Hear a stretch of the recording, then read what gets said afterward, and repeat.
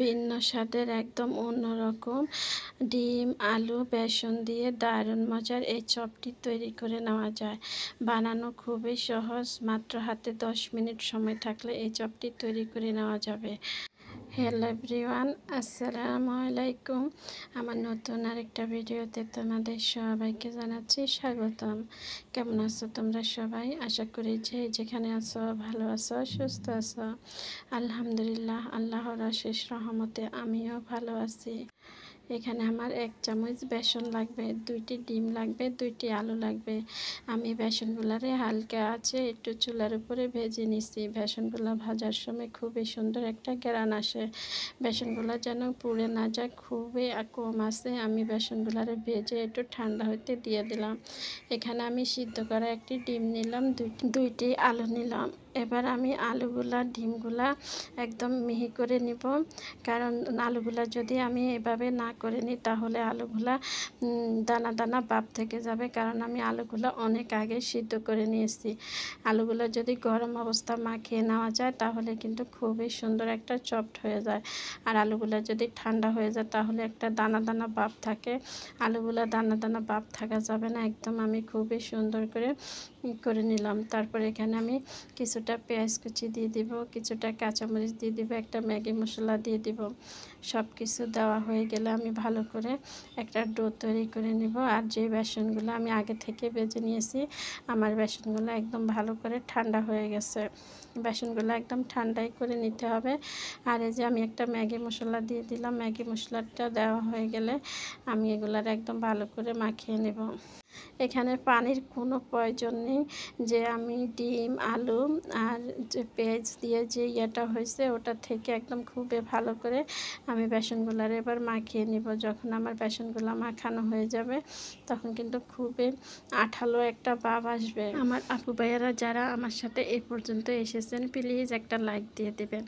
আপনাদের একটা লাইক আমার ভিডিওটা শেয়ারের কাজ করবে। আর যারা একটা লাইক দিয়ে দিয়েছেন তাদেরকে জানাচ্ছি অসংখ্য অসংখ্য ধন্যবাদ। যারা আমার ভিডিওগুলো দেখেন এখন পর্যন্ত আমার চ্যানেলটা সাবস্ক্রাইব করেনি, চাইলে আমার চ্যানেলটা সাবস্ক্রাইব করে দিয়ে আমার পাশে থাকতে পারেন। যারা এই 2টা কাজ করে দিয়েছে তাদেরকে জানাচ্ছি অসংখ্য ধন্যবাদ। আর এই যে আমার ডোটা একদম রেডি। এবার আমি হাতের সাহায্যে এগুলারে গোল গোল করে চপ তৈরি করে নেব। আমি হাতের মধ্যে একটু তেল মাখিয়ে নিলাম। আর চপগুলো একদম পাতলা পাতলা করে তৈরি করছি, মোটা করা যাবে না। যে দেখতে কিন্তু খুবই সুন্দর দেখাইতেছে। এই যে এরকম করে আমি সবগুলা চপ তৈরি করে নিলাম। যখন চপগুলো তৈরি হয়ে যাবে তখন আমি যে ডিমটা আগে থেকে ভেঙে নিলাম ওই ডিমটা ভালো করে একটা ব্যাটার তৈরি করে নিব। এই যে আমার চপগুলো একদমই রেডি, দেখতে কিন্তু খুবই সুন্দর দেখাইতেছে। এবার আমি এগুলো এক পাশে রেখে দেব। রাখা হয়ে গেলে ওই যে আগে থেকে আমি যে ডিমটা ভেঙে নিলাম এই ডিমটারে আমি কাঁটা চামচের সাহায্যে ডিমটারে ভালো করে ডিমটা মিশাতে ডিমটা একদম ফোমের মতো তৈরি হয়ে যাবে।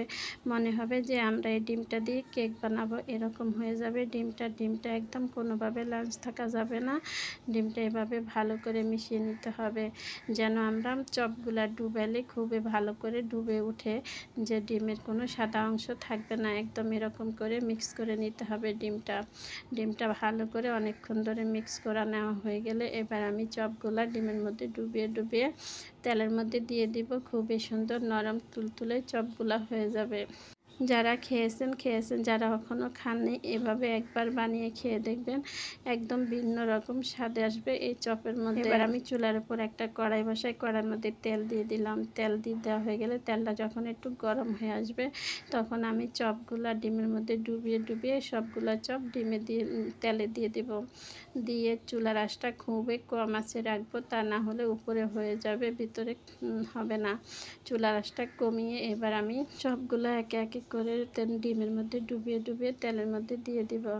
দিয়ে দেওয়া হয়ে গেলে এপাশ ওপাশ করে ভালো করে চপগুলা ভেজে নিলে একদম হয়ে যাবে। খুবই ভালো খেতে, দারুণ লাগে খেতে, একদম অন্যরকম একটা স্বাদ আসবে এই চপের মধ্যে। আর এই যে আমি খুবই কম আঁচের মধ্যে যে চপগুলা ভেজে নিলাম, যখন চপগুলা এক পাশ হয়ে যাবে, যে আর এক পাশ উল্টিয়ে দিলাম, যে খুবই অনেকক্ষণ ধরে ভেজে নিলাম চপগুলা। আসলে আমরা কোনো কিছুতে ধৈর্য হারালে হয় না, সব কিছুতে ধৈর্য ধরে কাজ করতে হয়। যে কাজ যদি ধৈর্য ধরে করা যায় তাহলে সব কিছুই ভালো হয়। আর অনেকক্ষণ ধরে আমি এই চপগুলা চুলার উপরে রেখে দিলাম, কারণ যদি চপগুলা যেন ভিতরে হয়ে আসে। চপগুলো হয়ে আসলে কিন্তু খুবই সুন্দরভাবে ফুলে উঠবে। এখানে আমি কোনো রকম খাবার সোডা, বেকিং পাউডার কোনো কিছুই ইউজ করি নাই। একদম এই যে এরকম হয়েছে আমার চপগুলা, দেখতে একদম কাবাবের মতোই দেখাচ্ছে। কেমন হয়েছে সবাই কমেন্টে জানাবেন। আর এই যে আমার আজকের ভিডিওটা একটু পর্যন্তই। সবাই ভালো থাকবেন, সুস্থ থাকবেন। আল্লাহ হাফেজ।